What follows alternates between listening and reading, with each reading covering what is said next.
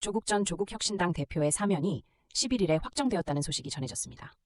이 사건은 우리 사회의 분열과 갈등을 더욱 부각시키고 있는데 많은 이들이 이 사면이 가져올 의미에 대해 고찰하고 있습니다. 사면 발표 이후 많은 이들은 조국 전 대표와 관련된 사건들을 되짚어보며 그 배경과 맥락을 고민하고 있습니다. 이는 윤석열 전 대통령의 내란 사태로 인해 격화된 사회의 불만이 드러나는 순간과도 연결됩니다.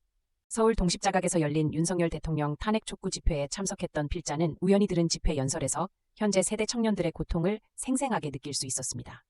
과거의 정치인이 현 세대에 미치는 영향에 대한 깊은 울림이 있었습니다. 이러한 집회와 발언들은 우리 사회가 겪고 있는 분열과 모순을 상징적으로 드러내고 있습니다. 청년들은 과거 세대에 대한 저항감을 드러내며 자신들이 처한 불공정한 경쟁 구조에 대한 불만을 토로하고 있습니다. 2010년대 중반 필자는 사교육 강사로서의 경험을 통해 불공정한 입시 체계를 목격했습니다. 이 시기 서류 전형의 불투명함은 학생들에게 더 큰 부담이 되었으며 결국 그들은 사교육에 의존해야만 했습니다. 이러한 사회적 문제를 해결하기 위해서는 반드시 긍정적인 변화가 필요합니다. 청년들의 분노와 아픔을 이해하고 그들이 처한 불공정한 상황을 개선하기 위한 노력이 절실히 요구됩니다. 조국 사면 사건은 단순한 개인의 문제가 아니라 우리 사회의 윤리적 기준과 정치적 신뢰를 시험하는 중요한 계기가 되었습니다. 이 사건을 통해 우리가 놓치고 있는 것들에 대해 다시 생각해 보아야 합니다. 이제는 나부터 사회적 책임을 갖고 행동해야 할 때입니다. 우리의 선택이 미래 세대를 어떻게 만들지 고민하며 나아갈 방향을 함께 고민해 나갑시다. 조국 사면의 여파는 예고된 것은 아니었습니다. 그것은 우리 사회가 오랫동안 감추고 있었던 여러 문제의 불씨가 다시 발화한 순간이었습니다. 우리는 이 사건에 집중해야 합니다. 사면 소식 이후 다양한 여론이 쏟아지며 사람들의 감정은 더욱 격해졌습니다. 특히 젊은 세대는 자신의 삶을 위협받고 있다고 느끼고 있습니다. 그들이 느끼는 불안을 외면해서는 안 됩니다. 사교육 강사로서의 경험을 통해 필자는 불법적인 수익 창출 구조가 어떻게 자리 잡고 있는지 목격했습니다.